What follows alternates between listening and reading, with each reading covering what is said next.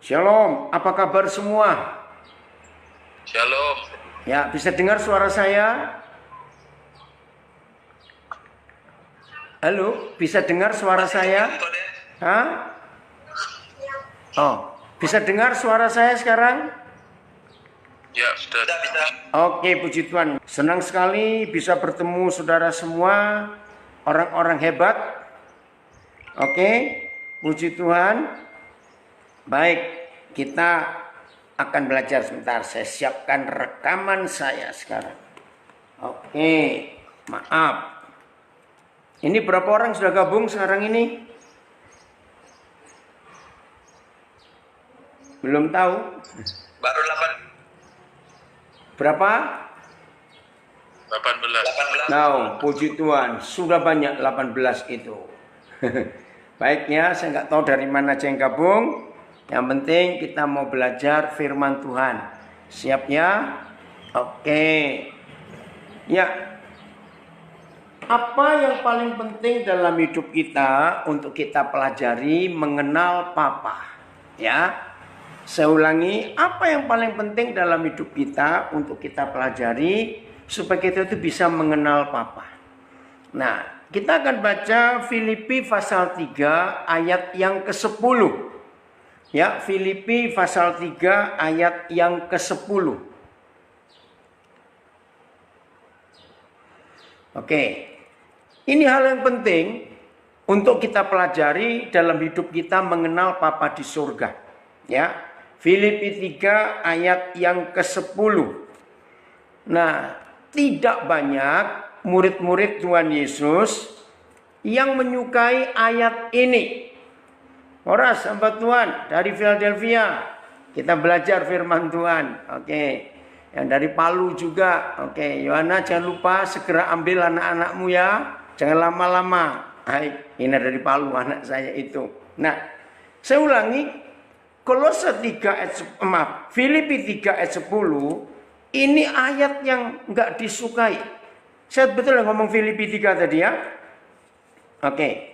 Nah, saya bacakan. Filipi 3 ayat 10. Ya, Filipi. Oh, putus. Halo?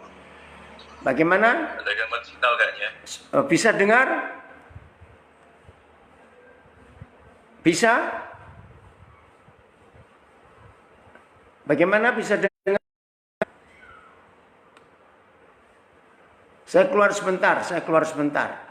Maaf yang dari IG saya putus dulu juga ya.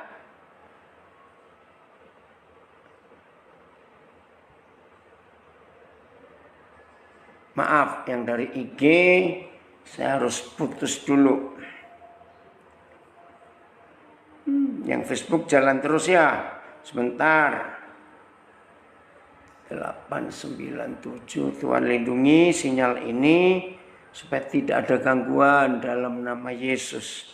Kami mau belajar firman-Mu Tuhan dalam nama Yesus. Oke, sebentar. 060755 dalam nama Yesus. Oke.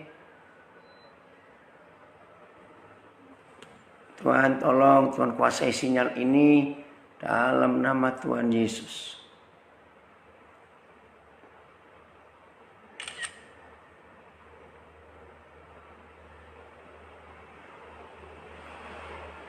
Bagaimana, bisa dengar?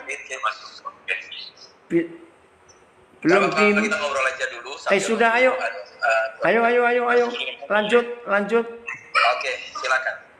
Bisa? Sudah bisa jelas? Oke, Bapak. Ya, oke. Puji Tuhan, dalam nama Yesus nggak ada halangan. Dalam nama Yesus. Oke. Iya, Tuhan menolong kami. Sinyal ini kami minta kemurahan Tuhan, kuasa Tuhan. Dalam nama Yesus sinyal ini lancar. Tidak ada gangguan apapun juga. Baik, ya. Nah, tunggu yang Instagram saya supaya bisa masuk sekarang. Oke. Baik, yang Instagram kita sambung lagi ya. Lanjut, ya. Oke, sekarang saya akan baca Filipi 3 ayat 10. Ya. Yang ku kehendaki Saudara, kekuatan manusia itu bukan pada duitnya. Tolong catat. Kekuatan manusia bukan pada intelektualnya. Kekuatan manusia bukan pada otot-otot di badannya. Kekuatan manusia bukan kepada kedudukannya, jabatannya, bukan. Kekuatan manusia itu justru di kehendaknya, di keinginannya. Saya ulangi lagi ya. Jadi Filipi 3 ayat 10 ini penting dan mutlak untuk kita pelajari. Saya baca lagi kalimat pertama, Filipi 3 ayat 10. Yang ku kehendaki. Nah, inilah kekuatan manusia.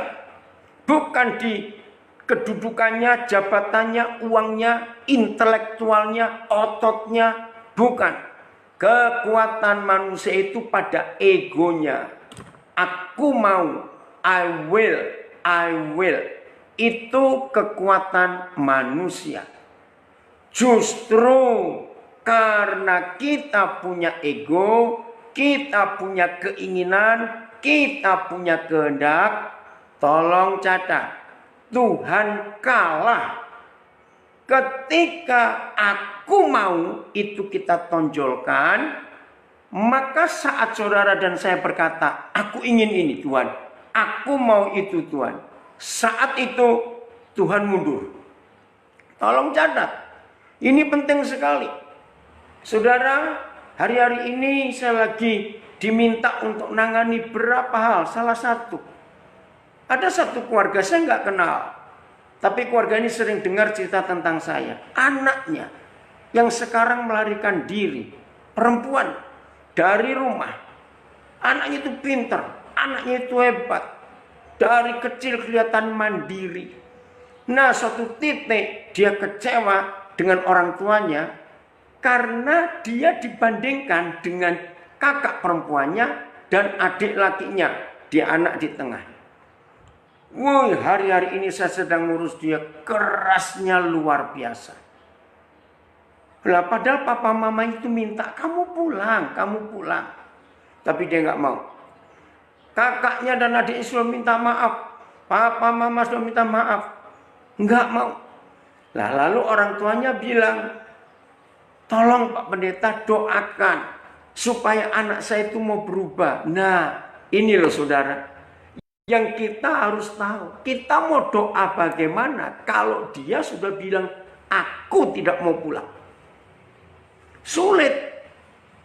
Nah, maka itu dalam hidup ini ingat, aku mau itu kekuatan yang berbahaya. Seringkali saya mengajar dan sampai hari ini masih ada beberapa orang yang gak bisa terima. Masa sih? Dengarkan, yang ku kehendaki, saudara dan saya harus memeriksa. Apa yang kita periksa? Kehendak kita ini untuk apa? Untuk siapa? Ini penting. Nah, ini yang saya ceritakan. Sampai hari ini masih banyak orang yang belum bisa terima. Saudara, mikir. Dia maha kuasa. Semua kita percaya. Tuhan itu maha kuasa. Itu sih nggak ragu kita. Sama sekali tidak. Kita lihat alam semesta.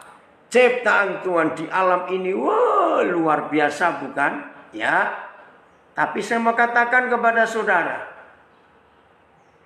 Kepada manusia. Ya, kepada manusia Tuhan itu tidak maha kuasa. Perhatikan kalimat ini, ya. Oh, maaf.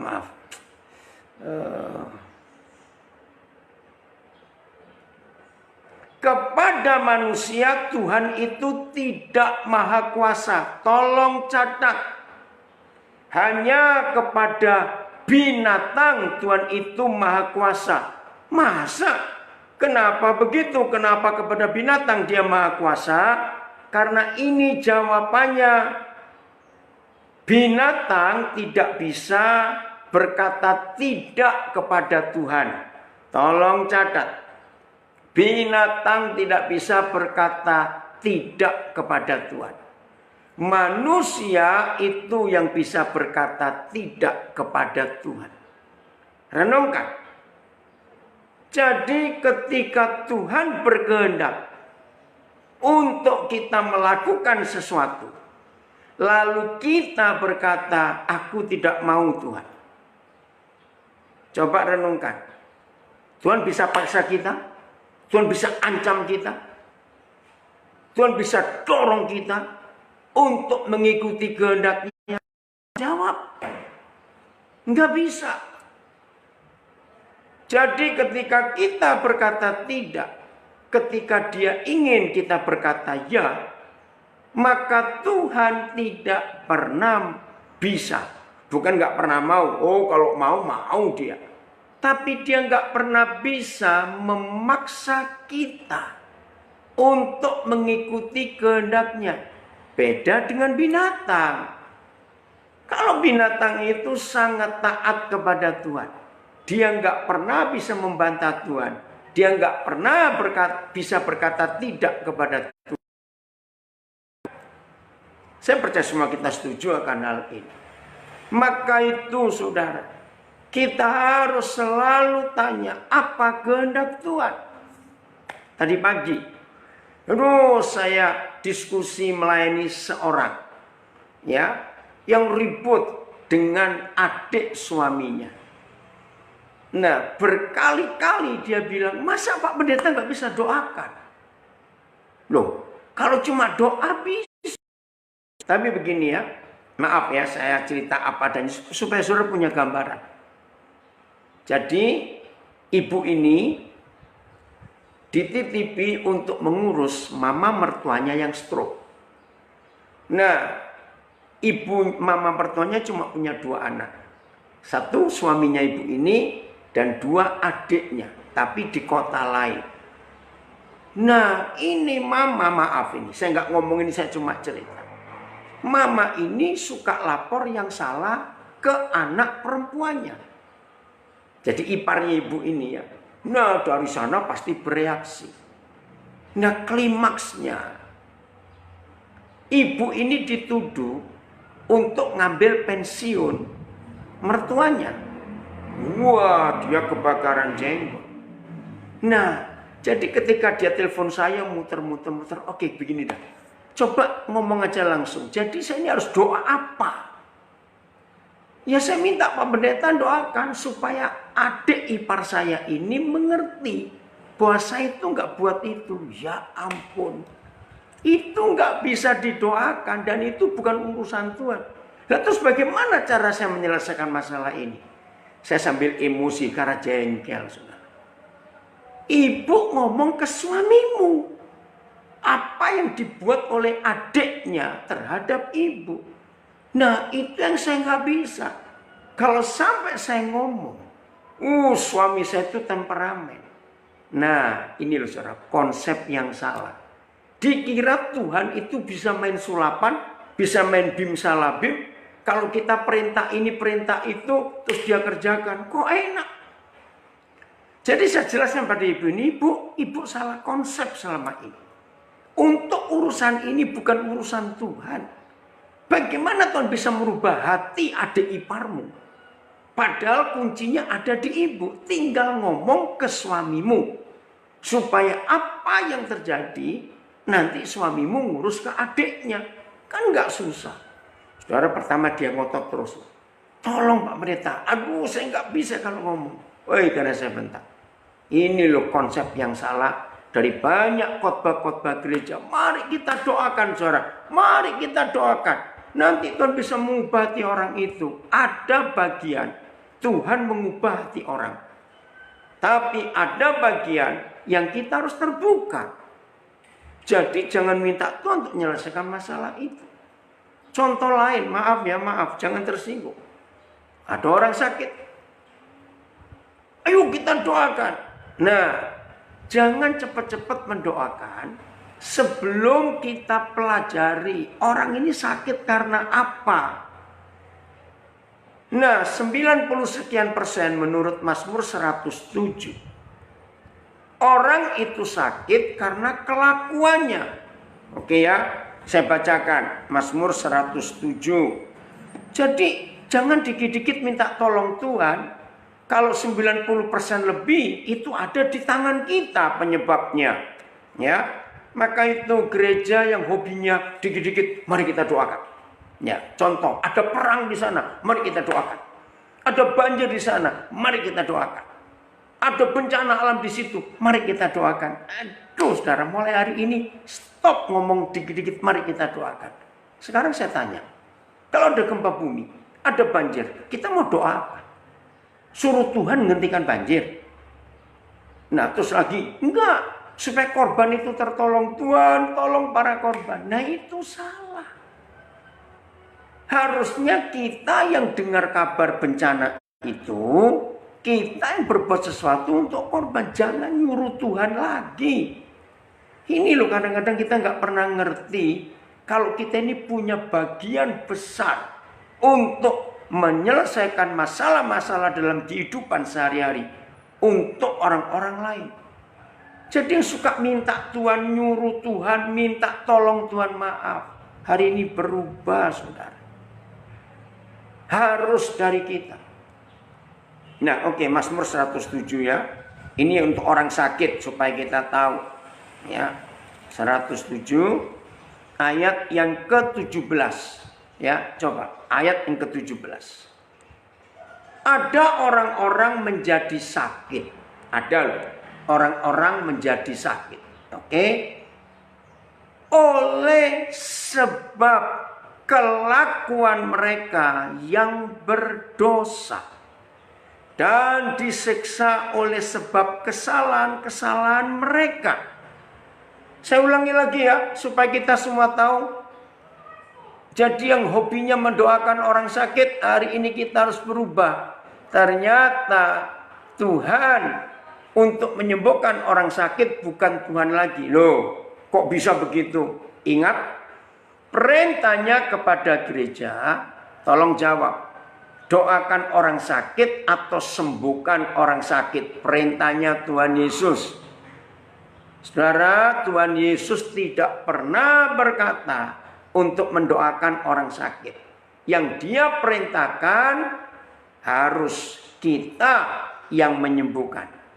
Tapi dalam Yakobus pasal 5 ada perintah. Kalau ada orang sakit, datangi para penatua pakai olesan minyak. Ada.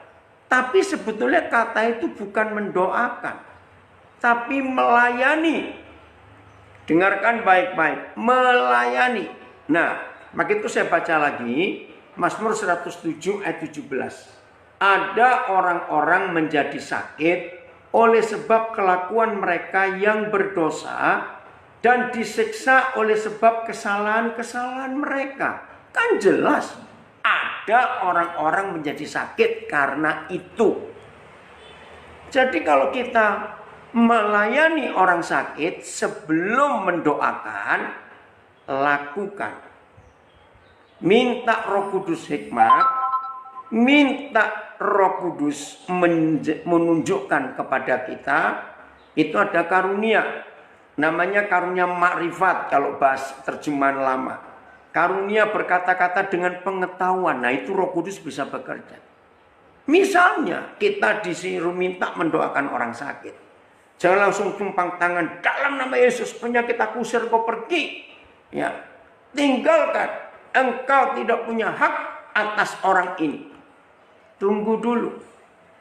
Setan penyakit yang di dalam tubuh orang itu akan tersenyum. Bahkan tersenyum, ngeledek. Kamu usir aku, misalnya gitu ya kalau setan bisa ngomong. Yang ngundang aku dia sendiri.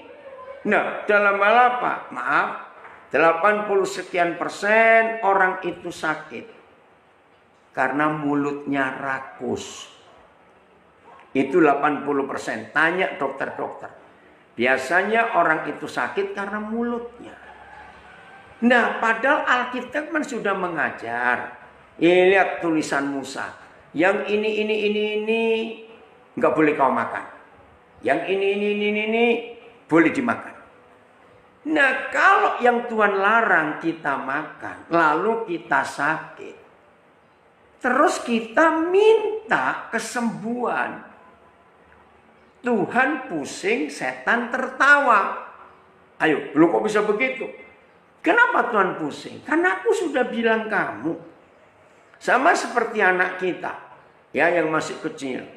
Kita larang, kalau kamu makan permen terus gigimu sakit. Nel, opa lihat gigimu ompong tahun depan. Ayo, jangan-jangan kamu kebanyakan makan permen, kalau mau tidur gak gosok gigi ya Nel.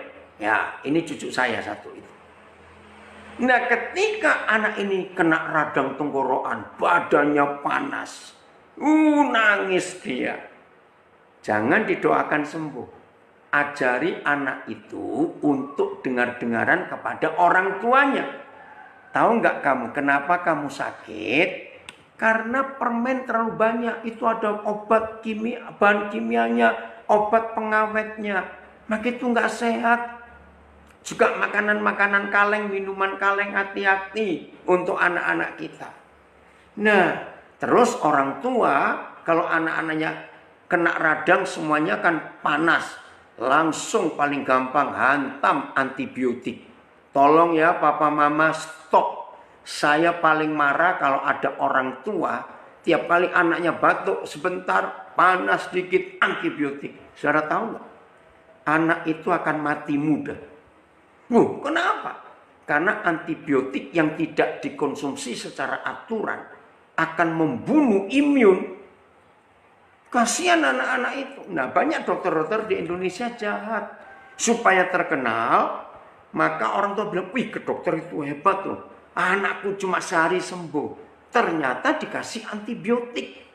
Dokternya laris. Tapi ini membunuh anak itu. Di 20 tahun yang akan datang, organ tubuhnya jadi rusak. Nah, jadi kalau anak-anak kita panas dikit, batuk dikit, ubah pola makan. Harus tegas. Maka itu mama-mama khususnya.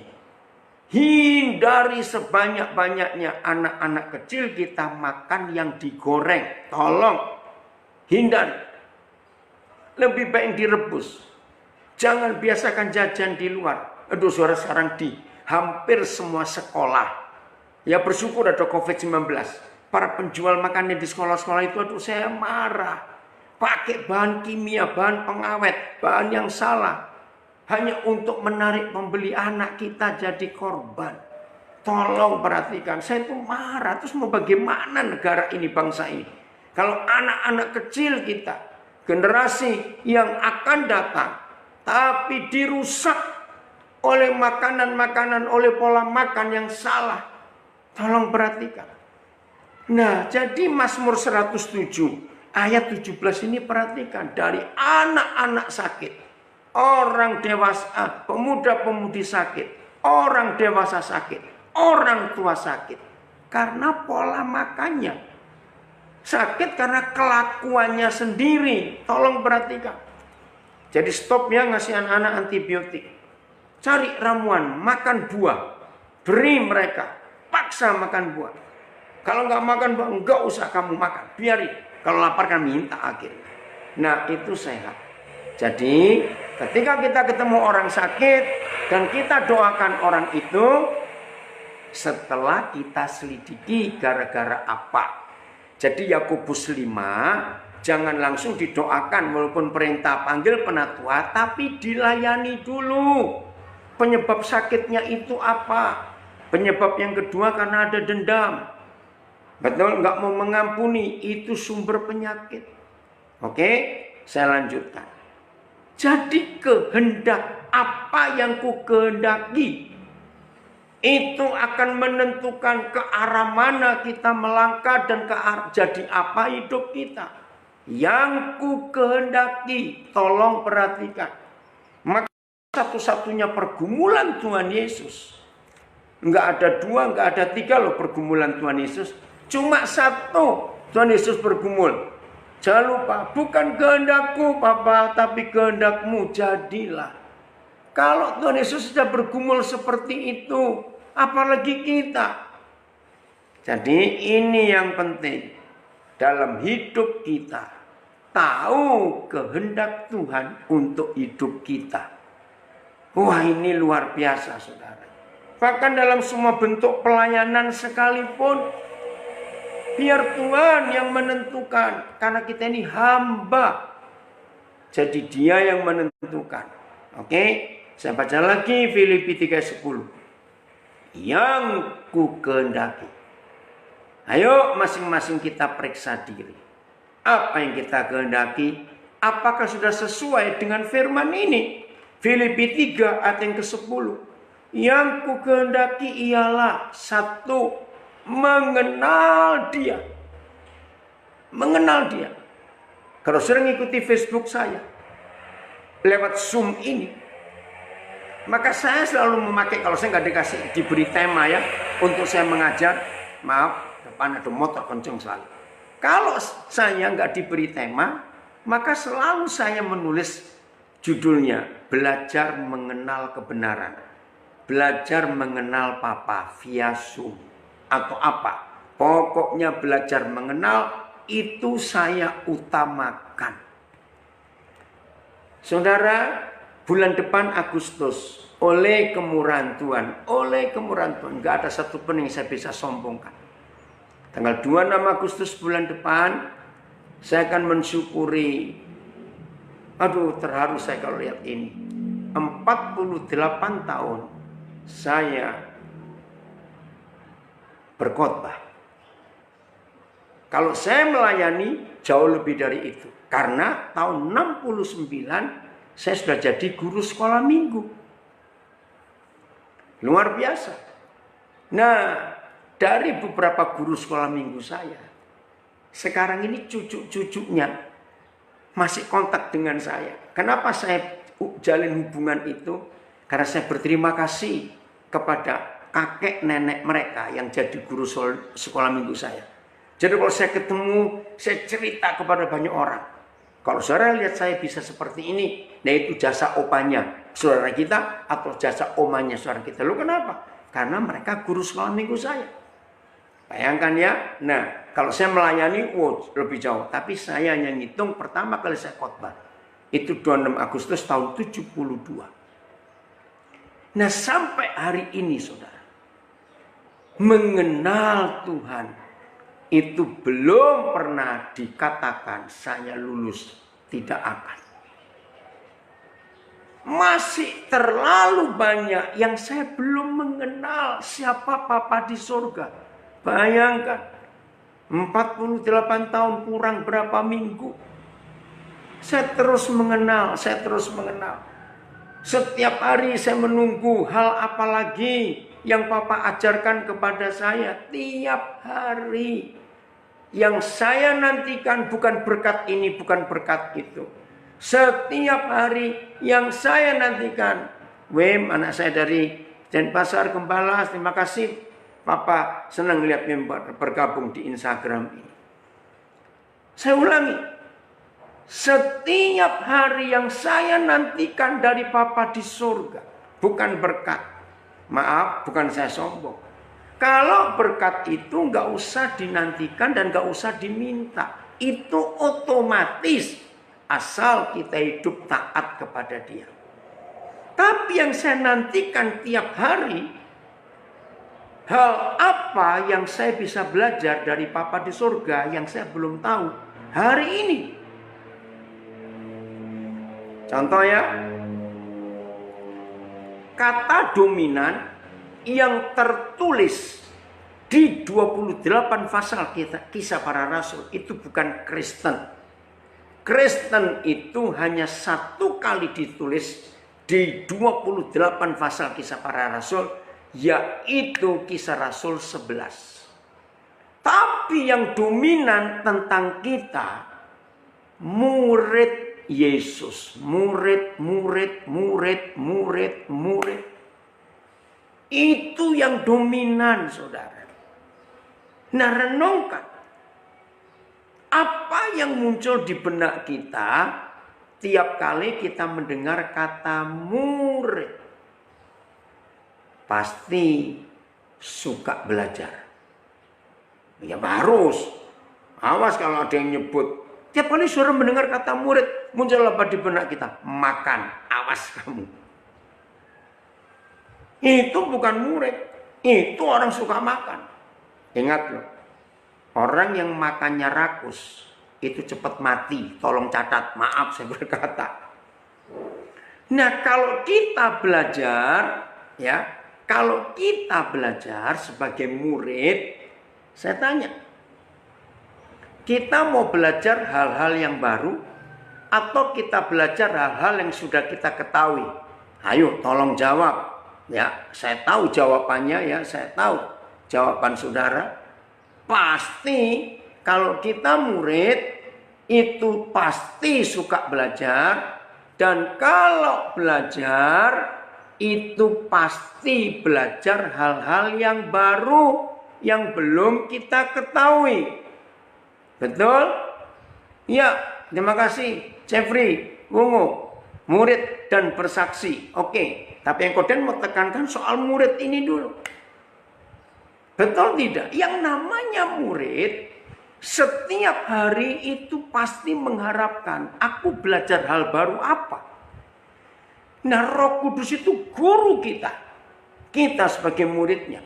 Dan di banyak ayat, kalau sempat saya tunjukkan nanti, di banyak ayat ditulis Roh Kudus itu guru yang mampu mengajar kita tentang segala sesuatu.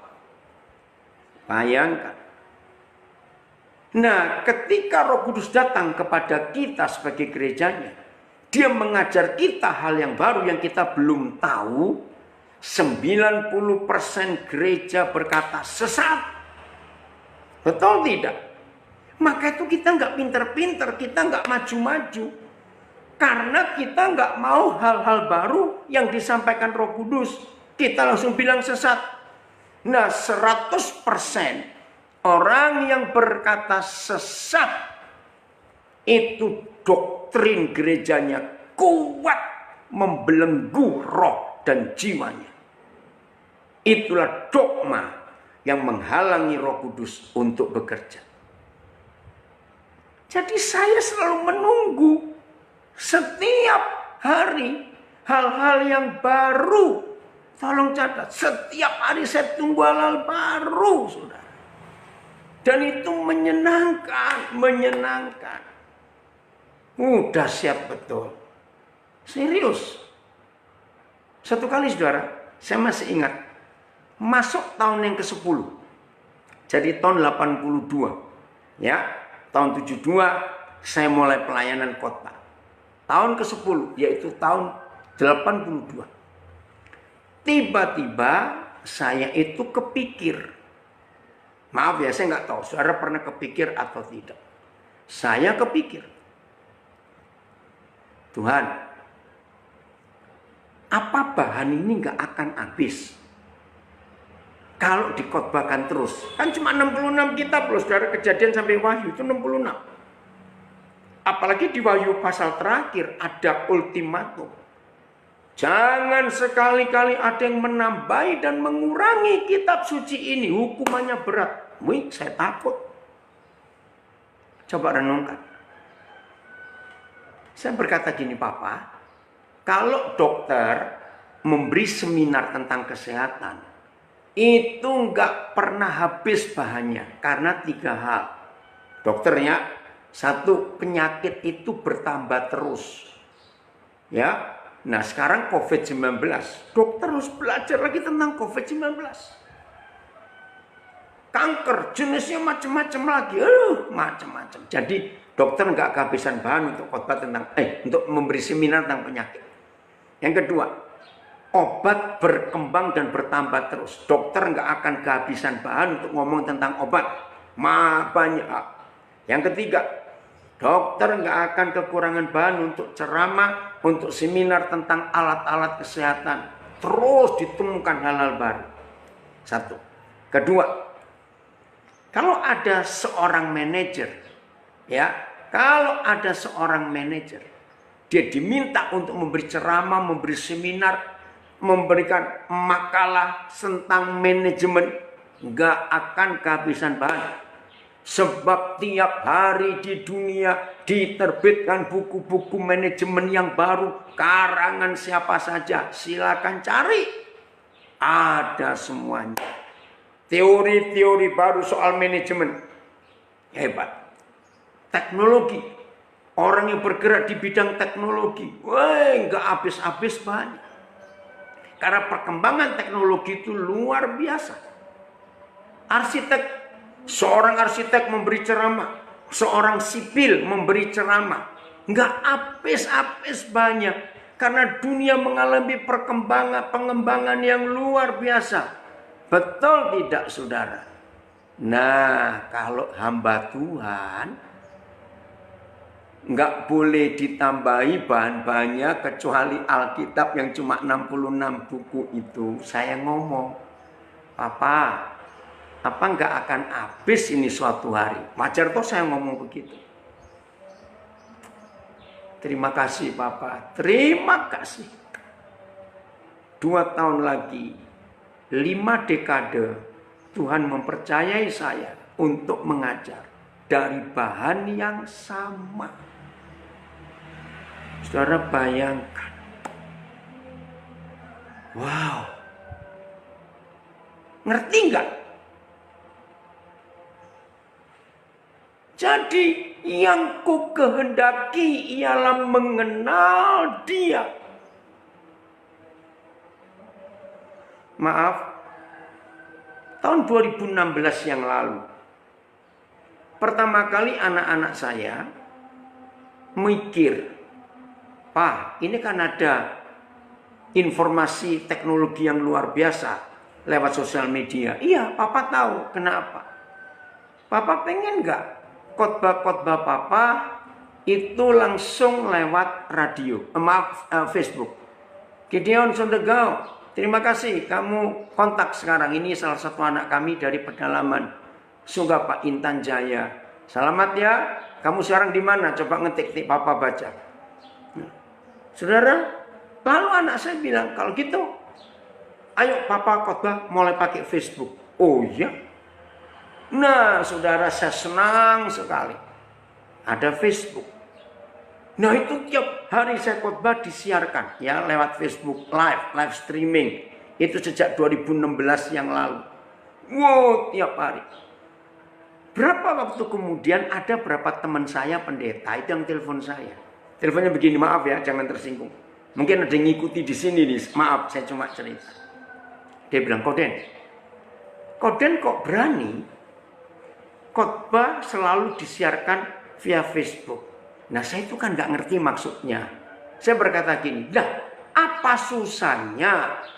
Tinggal buka HP, tinggal cari Facebook, buka, langsung saya khotbah. Loh, bukan soal Facebooknya, soal apanya. Oh, terima kasih nak, kamu masih di Intan Jaya. Jadi pegawai negeri, pemimpin Sugapa, untuk orang-orang pedalaman yang baik, Gideon, Tuhan memberkati kamu. Dengarkan ini, saudara. Ternyata yang mereka pikirkan, maaf. Jangan mikir yang macam-macam. Karena kalau saya khotbah live streaming, setiap kali khotbah langsung disiarkan live. Gini yang mereka pikir. Loh, apa Koden nggak takut bahannya kedobel-dobel? Sehingga yang dengar itu kok sama lagi. Ya ampun. Saya nggak kepikir hal itu, tapi saudara kita ini mikir. Saya makin semangat cerita, justru ini yang saya kagum pada Roh Kudus. Yang ku kehendaki ialah mengenal Dia. Saudara, ayo kita kenal. Nah, untuk mengenal Papa kita, ya, saya ulangi lagi, kurang 2 tahun, 5 dekade saya dipercaya Tuhan. Saya belum bisa berkata, aku sudah kenal Dia. Sombong sekali. Belum. Maka itu salah satu hal terbesar yang saya nantikan tiap pagi kalau saya bangun. Papa, saya akan belajar hal baru apa lagi untuk mengenal Papa. Renungkan kalimat ini. Akhirnya pada Instagram, tambah lagi. Nah, seperti sekarang ini, nanti saya cerita. Jadi kalau saya khotbah pakai Zoom, ini berapa anak saya? Pak, siapa ngajari Papa? Kok bisa? Langsung Papa pakai Zoom, pakai Instagram, pakai Facebook. Nah, sebelah kiri saya ini HP satu lagi untuk merekam, saudara. Saya nggak kepikir, nggak ada orang memberitahu saya. Ini hebatnya Roh Kudus. Ketika waktu itu di rumah rumah kami belum ada wifi. Kalau mau pasang mahal sekali. Hampir kurang dikit 5 juta. Tapi saya pikir enggak apa-apa. Saya nggak nyangka kalau virus ini COVID-19 sampai segini lama. Akhirnya saya minta anak-anak saya. Puji Tuhan di Nabire ada alat itu. Ya, sehingga ringkas cerita bisa jajar dengan wifi. Wah, terus mulai Zoom. Awal-awal saya Zoom, tiba-tiba saya tuh kepikir. Kan tidak semua orang punya aplikasi Zoom. Terus gimana yang punya Facebook? Bagaimana yang punya Instagram? Saya tuh cuma mikir bagaimana firman diterima oleh banyak orang. Apa jawaban Roh Kudus? Lah kamu HP-mu kan 4. Oh iya. Nah sekarang ini. Nah anak saya di Amerika itu memberi saya stand. Apa itu? Tripod ini yang bisa langsung 2. Ya. Jadi di sini satu tripod ini isinya 2. Yang satu lagi, tripod yang lain lagi untuk Instagram. Nah, sebelah satu lagi nih tripod lain lagi untuk rekaman. Wih, keren. Anak-anak saya heran. Bahkan ada yang di Australia berkata, "Pak, jangan marah loh." Saya kagum. Orang seusia papa bisa begitu energik, bisa begitu ngerti soal teknologi. Saya telepon. Kamu pikir kata-katamu itu papa ngerti loh. Kamu pikir ke papa sudah tua, papa seusia itu. Maaf ya saudara. Nah anak itu juga yang Januari tahun ini itu memberi saya ide Facebook page. Saya nggak pernah tahu sebelumnya. Nah dengan Facebook page ini, kalau Facebook biasa itu cuma 5.000 pertemanan. Setelah itu nggak bisa. Maka itu seringkali penuh punya saya. Nah dengan Facebook page itu orang nggak perlu berteman, langsung bisa buka. Aduh, lebih banyak lagi orang bisa mendengar dan belajar firman Tuhan. Nah, Facebook page saya itu nggak usah berteman. Begitu saudara buka Facebook, cari di tanda kaca itu, ya lingkaran, klik Daniel Alexander, pendidik, pembidik. Jadi saya seorang guru pendidik dan seorang pemanah, membidikkan anak-anak panah. Luar biasa. Ya strength. Kenapa kamu tanya HP Papa 4? Ya. Oke. Nah saudara, ini Tuhan kita. Sebetulnya Tuhan itu nggak habis-habis untuk kita kenali. Betul tidak? Maka itu mari saudara kita mengenal Dia. Jadi tiap hari sampai umur berapapun kita, maka kita nggak akan habis-habis untuk dapat hal-hal baru dari Papa untuk kita kenal Dia. Apalagi saudara semuanya ingat Ratapan 3 ayat 23. Itu ayat yang paling hebat. Dengarkan.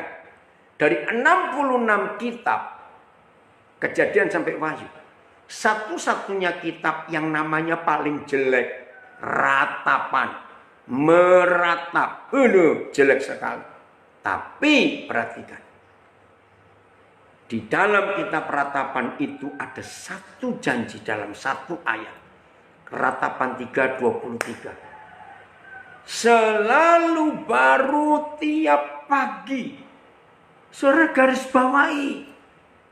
Selalu baru tiap pagi. Besar setiamu Bapa. Oh, saya suka ayat itu. Maka itu satu-satunya hal yang saya lakukan begitu saya melek pagi bangun, langsung saya pakai peraga, pakai peraba. Terima kasih Adon menjawab, sampai umur kapanpun kita tidak akan pernah habis mendapatkan sesuatu di dalam pengenalan Bapa di surganya. Don Bisjem, anak saya nulis itu. Saudara lihat, jadi begitu saya bangun pagi, peragakan tangan saya. Saya bilang, Papa, hari ini saya sediakan tempat atau ember atau tempayan atau apa saja sebesar ini Papa. Saya mau terima hal-hal baru dari Papa. Karena tiap pagi selalu baru. Nah, maaf ya hamba-hamba Tuhan. Kalau sampai saudara maafkan, begitu stres dalam tanda kutip, begitu kebingungan, kalau mau ngajar, aku mau ngajar apa ya? Sepertinya aku ini kehabisan bahan. Awas. Berarti hari itu tidak ada yang baru yang Tuhan berikan kepada kita. Padahal tiap hari itu baru. Ini luar biasa. Makasih Steve, anak saya di Tulungagung gabung juga. Dari Salatiga gabung. Bayangkan tiap pagi selalu baru. Berarti nggak ada habis-habisnya. Tiap hari. Luar biasa. Maka itu hidup kita harus bergairah. Oke, ini yang hebat. Mesiang. Bukan Koden, gaptek, bukan karena Koden ngerti, karena Roh Kudus dan anak-anak Koden yang luar biasa. Oke, lanjut ya, masih Filipi 3 ayat 10. Apalagi? Saya ulangi yang baru gabung Filipi 3 ayat 10. Iya, Filipi 3 ayat 10. Yang ku kehendaki ialah mengenal Dia. Sudah satu, kita sudah uraikan cukup lama. Dan mengenal kuasa kebangkitannya. Pak Tinus Kogoya, terima kasih Papi, firman-Nya sangat membangun iman kami. Dalam kondisi seperti ini, Tuhan Yesus memberkati dalam pelayanan. Puji Tuhan. Mengenal kuasa kebangkitannya. Puji Tuhan, Nani, Banyuwangi, gabung juga. Loh, apakah perlu kita mengenali kuasa kebangkitannya? Kenal. Harus itu. Ya, saya sangat bangga sama 14 tahun dididik oleh Papa di Pesat Nabiri, Papua. Semoga Papa panjang umur dan sehat selalu. Love you Papa. Terima kasih. Yogi, ya, ayo kita lihat. Kenapa kita perlu mengenal kuasa kebangkitannya? Saudara perhatikan dengan teliti, ya, kuasa kebangkitannya. Bukan cuma kuasanya, tapi kuasa kebangkitannya. Beda saudara. Nah, kita buka Efesus pasal pertama. Inilah hebatnya kuasa kebangkitannya. Efesus pasal yang pertama, ya. Mulai ayat yang ke-19. Oke, Efesus pasal pertama ayat 19. Begini. Dan betapa hebat kuasanya bagi kita yang percaya sesuai dengan kekuatan kuasanya. Pelan-pelan sesuai dengan kekuatan kuasanya. Kuasa untuk apa? Ayat 20. Kuasa yang dikerjakan Bapa di dalam Kristus untuk membangkitkan Dia dari antara orang mati dan mendudukkan Dia di sebelah kanannya di surga. Nah, ini kuasa kebangkitannya. Jadi Paulus tidak ingin mengenal kebangkitannya. Sudah gampang dikenal. Tapi yang Paulus ingin mengenal kuasa kebangkitannya. Dan kuasa kebangkitannya itu ditulis di Efesus 1 19-20. Ya, saya ulangi lagi. Dan betapa hebat kuasanya bagi kita yang percaya. Sesuai dengan kekuatan kuasanya yang dikerjakan Bapa di dalam Kristus dengan membangkitkan Dia dari antara orang mati dan mendudukkan Dia di sebelah kanannya di surga. Itu luar biasa. Ayo dengar ringkas ya. Betapa hebat itu kuasa kebangkitan Yesus. Jadi bukan kebangkitannya, kuasa yang dipakai oleh Bapa di surga untuk membangkitkan Yesus. Saya mulai dari yang paling kecil. Di depan kubur ada tentara-tentara Romawi yang menjaga. Jumlahnya tidak ditulis jelas, tapi pasti lebih dari 10. Karena pemerintah Romawi takut malam-malam ada yang curi mayatnya. Karena itu berita, hoaxnya, gosipnya. 2, ada meterai, ya, kerajaan Roma yang dipasang di depan Yesus, meterai. itu hukumnya berat kalau sampai ada orang berani membukanya. Nomor 3, batu penutup kubur yang begitu besar. Betul ya? Batu penutup. Nggak ada orang bisa, seorang diri nggak mungkin bisa. Yang keempat ini klimaksnya. Kuasa neraka yang berhasil membunuh Yesus. Nah, sekarang itu. Betapa hebat kuasa yang Papa kerjakan untuk membangkitkan Yesus. Harus melewati berapa barikade. Tahu kata barikade? Kalau perang ada barikade, ya. Kalau saudara lihat demo-demo di Jakarta, ada kawat-kawat, bukan kawat berduri loh. Kawat silet istilah saya. Yang ujungnya tipis-tipis, orang megang langsung berdarah. Ya. Nah, itu barikade. Nah, ini 4, saudara. Betapa hebat kuasanya. Nah, kuasa itu yang dikerjakan Bapa di surga di dalam kita yang percaya. Ayo kita mikir. Kira-kira kita ini akan jadi sesuatu atau tidak jadi sesuatu? Kalau kita berusaha seperti Paulus, yang ku kehendaki ialah mengenal Dia, mengenal kuasa kebangkitannya. Nah, saya sudah jelaskan lewat Efesus 1 ini tadi. Segitu hebatnya kuasa Bapa di surga untuk membangkitkan. Keempat itu klimaksnya, yang keempat itu kuasa neraka. Itu perangnya nggak main-main, saudara. Nah, kuasa itu bekerja di dalam kita yang percaya. Saya nggak bisa nerangkan dengan kalimat bagaimana ya. Pokoknya gini aja dah logikanya. Apa yang terjadi kalau di dalam tubuh kita itu bisa dialiri listrik. Tolong mikir ya. Yang kekuatannya 240.000 volt. Nggak bayang lah. Betul nggak?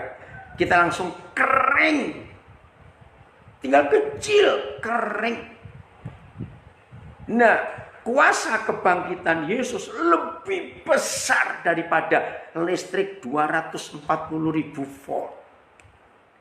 Yang disutat-sutat itu, saudara. Yang jaringan kabel-kabel tegangan tinggi. Itu kan listriknya luar biasa. Nah, itu logikanya. Kalau saudara dan saya hidup dialiri kuasa kebangkitan Tuhan Yesus. Udah cari sendiri hasilnya kayak apa. Ya, satu kali waktu saya ngajar sekolah minggu. Terus gimana om? Gini dah.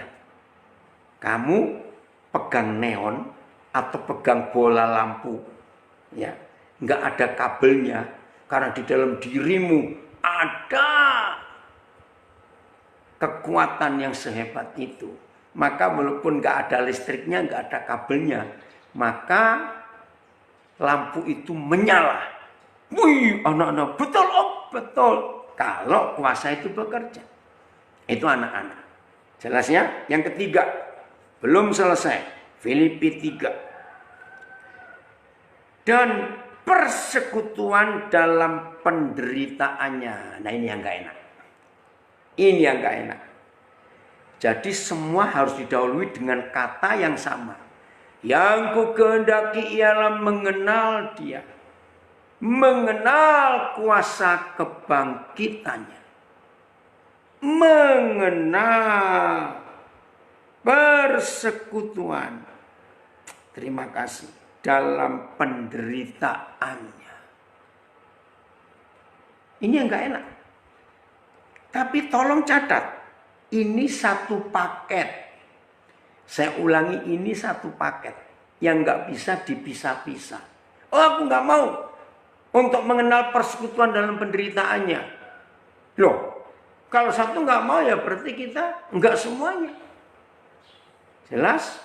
Maka itu ayo mulai hari ini saudara, kita betul-betul menikmati pengenalan kita akan bersekutu dengan penderitaan Kristus Yesus. Tujuannya apa? Kalau kita bisa menerima persekutuan dalam penderitaannya yang kita mengenal. Ada 3 yang saya temukan di Alkitab. 1 Petrus 4 ayat 1.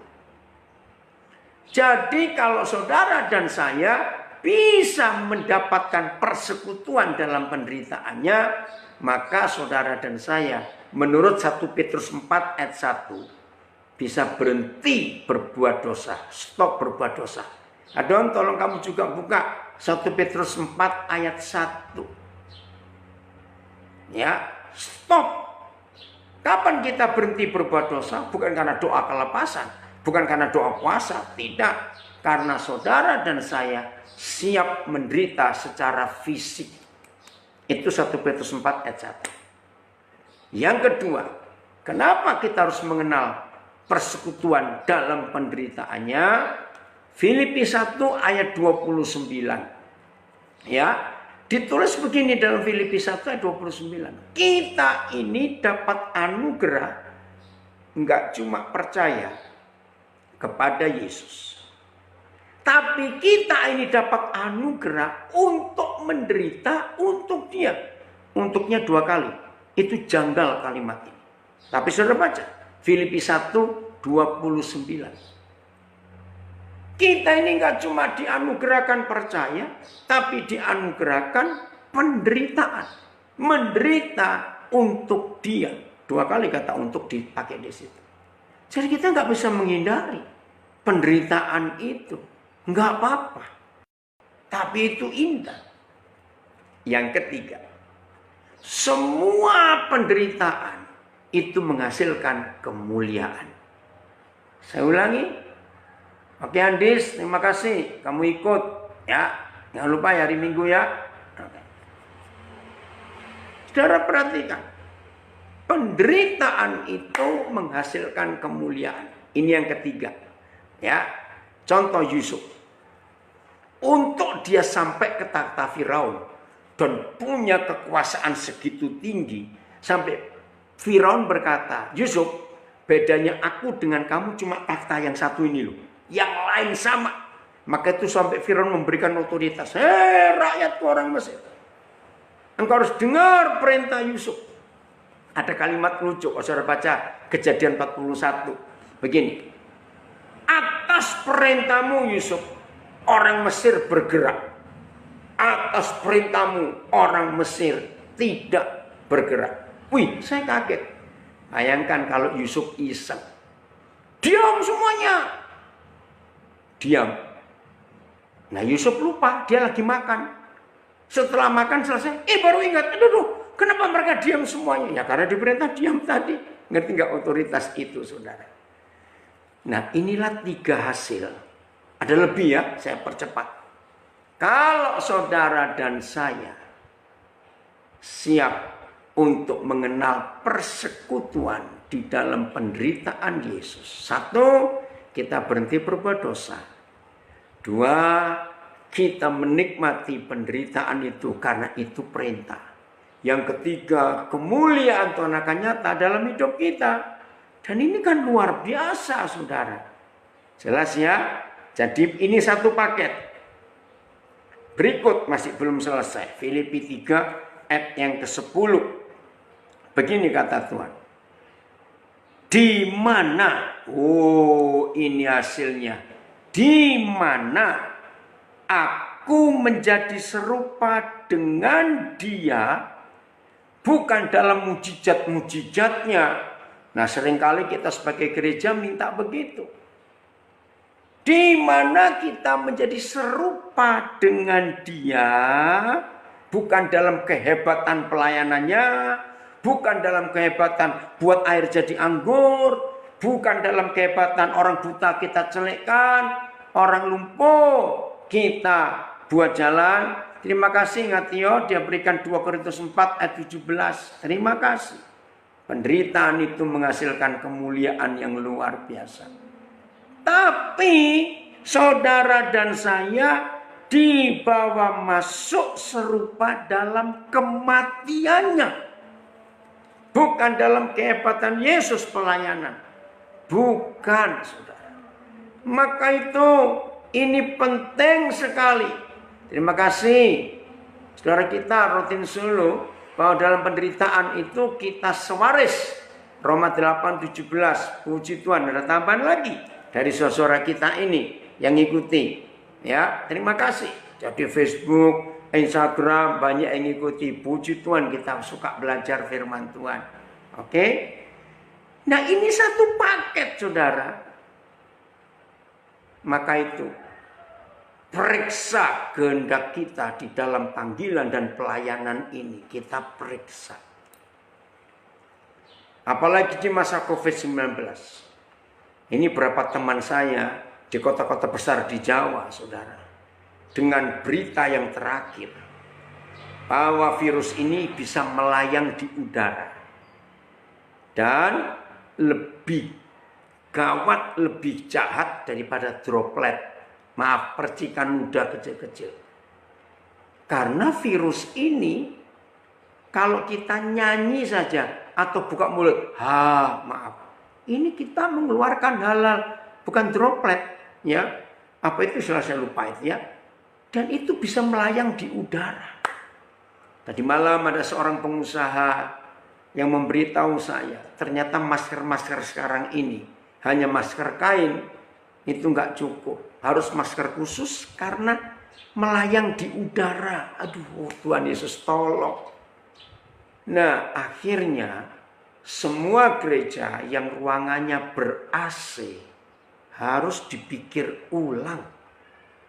Karena nyanyi saja sudah bahaya.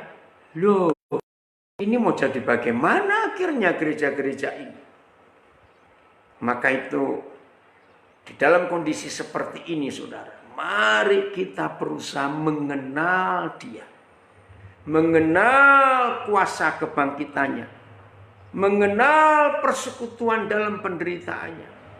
Supaya akhirnya kita menjadi serupa dengan Yesus dalam kematiannya.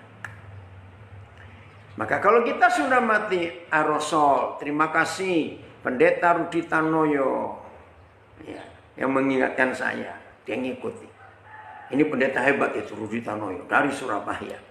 Saudara, mari kita belajar hari ini untuk kita mengenal Dia dalam secara keseluruhan. Bagian terakhir, cepatnya nggak rasa ini 1 jam kita sharing.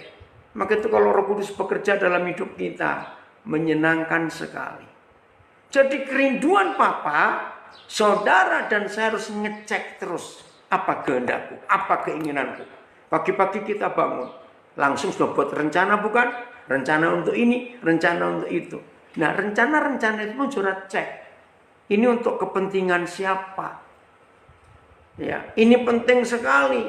Karena kalau kita bisa cek, maka kita nggak akan salah dalam melakukan kehendak Tuhan. Ayat terakhir, saya suka ayat ini, Filipi 2 ayat 21. Ayat terakhirnya di sesi ini. Sebab Filipi 2:21. Sebab ya, oh Tuhan ampuni kami. Semuanya mencari kepentingannya sendiri, bukan kepentingan Kristus Yesus. Aduh, jangan sampai saudara. Pertama saya baca ayat ini saya takut. Karena semuanya, berarti termasuk saya juga dong. Bisa. Maka itu, apapun yang kita kerjakan, besar, kecil, sedikit, banyak. Selalu tanya, ini untuk kepentingan siapa? Selalu begitu. Contoh ya, kalau saya dititipin seseorang, pas saya lagi keluar, mau beli ini. Sampai di toko itu, saya tanya, apa? Kira-kira siapa yang sedang perlu yang saya nggak tahu? Tiba-tiba ingatkan, oh ya orang ini, oh ya belikan ini. Ya udah saya ambil. Karena Roh Kudus yang nyuruh. Dan itu menyenangkan. Kalau saya ketemu orangnya, bilang terima kasih. Nah, itu hidup. Yang selalu mengutamakan kepentingan Tuhan, bukan kepentingan diri sendiri. Betapa indahnya hidup ini dan betapa Tuhan dipermuliakan. Oke, kalau kita kepentingan Yesus. Tuhan Yesus memberkati kita semuanya. Oke, kita akan terus belajar. Ya.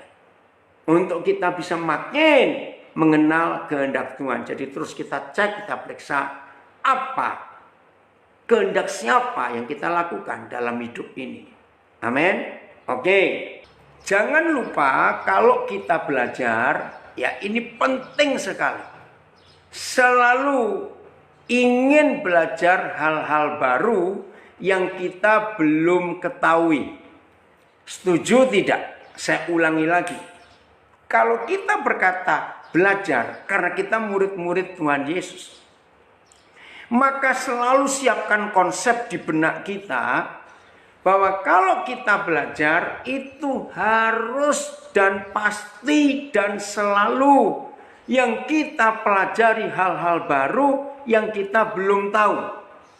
Nah, kalau kita berkata belajar tapi cuma mengulang, apalagi yang namanya doktrin. Doktrin itu rata-rata umur yang paling muda itu 400 tahun, 300 tahun yang lalu. Yang diulang-ulang. Kalau doktrin Pantekosta hampir 100 tahun yang lalu. Itu doktrin Pantekosta. Tapi yang lebih tua, sudah ratusan tahun. Nah itu cuma mengulang. Semuanya diulang lagi. Maka itu Roh Kudus itu tidak bisa kita doktrinkan. Roh Kudus nggak bisa kita jadikan dogma yang artinya sudah mati, sudah baku. Tidak. Saudara, ini konsep yang luar biasa harus kita miliki dalam kehidupan kita.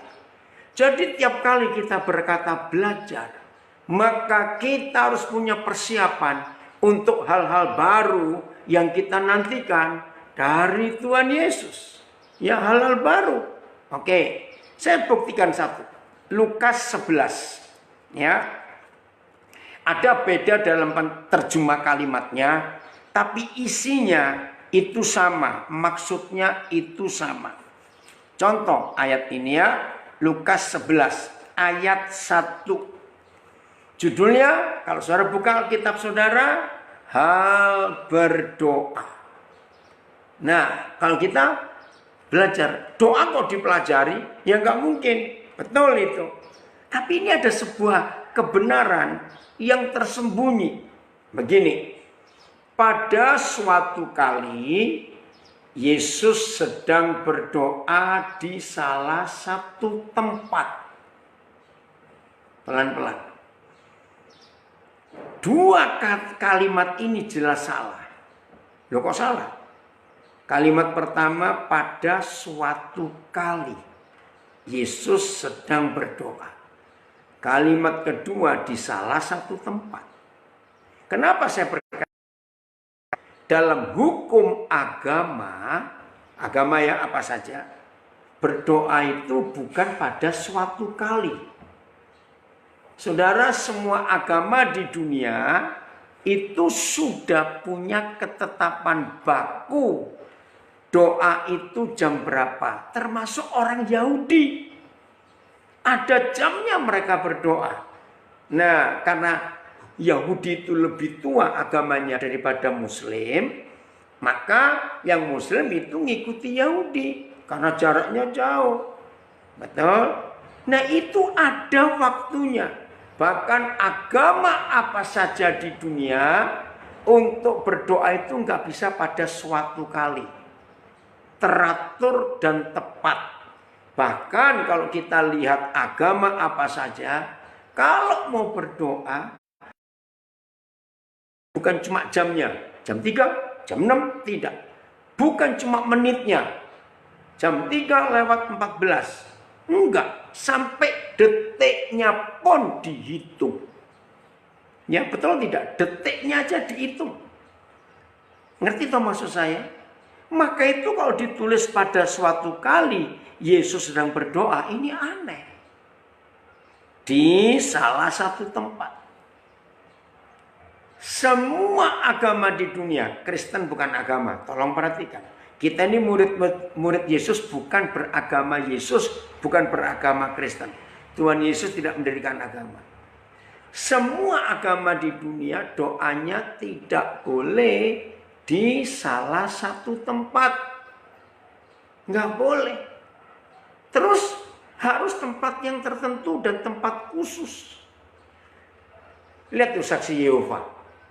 Saya pesan ya, kalau saudara ketemu pengikut saksi Yehova, satu aja yang mereka nggak bisa lakukan. Ajak mereka berdoa di tempat di mana kita ketemu. Nggak akan mau. Sebab saksi Yehova diajar doa di balai kerajaan mereka. Nah itu contoh agama. Tapi Tuhan Yesus pada suatu kali di salah satu tempat sedang berdoa. Apa yang terjadi reaksi murid-murid ketika ia berhenti berdoa? Berkatalah seorang dari murid-muridnya kepadanya, Tuhan, ajarlah kami berdoa, sama seperti yang diajarkan Yohanes kepada murid-muridnya. Nah, saudara, kalau kita cuma baca begitu saja, kita nggak ketemu apa hebatnya firman ini. Perhatikan kalimat berikut. Ketika murid-murid melihat Tuhan Yesus berhenti berdoa. Jelas no? Jadi waktu dia berdoa, nggak ngajak murid-murid. Tapi ketika dia berhenti berdoa, murid-muridnya bertanya. Dan pertanyaannya itu surprise. Ya, pertanyaannya itu pertanyaan heran. Coba renungkan. Kalau saya pakai bahasa sehari-hari begini. Kita ternyata berdoa juga. Kok selama ini dia nggak pernah ngajar kita berdoa? Seperti yang diajarkan Yohanes Pembaptis kepada murid-muridnya. Karena mereka surprise. Mereka baru tahu. Hari itu gurunya berdoa. Maaf ya, jangan saudara kaget. Nah ini loh, kalau sudah kena doktrin, begitu dikagetkan dengan hal baru, langsung sesat. Rugi kita. Kalau Roh Kudus selalu membawa hal yang baru, lalu kita katakan sesat, rugi. Coba renungkan. Pertanyaan ini ya, ayo kita diskusi betul-betul. Berarti selama kurun waktu, nah ini Lukas nggak menjelaskan. Tapi tolong kalau ada yang bisa tahu, saya ingin tahu, saya belum tahu. Lukas 6 itu menulis Tuhan Yesus doa semalam-malaman untuk memilih 12 orang murid. Itu Lukas 6. Nah dari Lukas 6 dia memuridkan yang pertama 12 sampai ke Lukas 11. Itu kan ada tenggang waktu. Nah, ini Lukas nggak menulis berapa bulan, berapa tahun. Nah, saya ingin tahu kalau ada di antara saudara bisa menyelidiki, beritahu saya. Saya mau belajar. Karena saya belum sempat untuk mempelajari. Nah, berarti kalau saat itu Yesus berhenti berdoa, lalu murid-muridnya surprise. Loh, ternyata dia berdoa juga. Kenapa dia nggak pernah mengajar kita?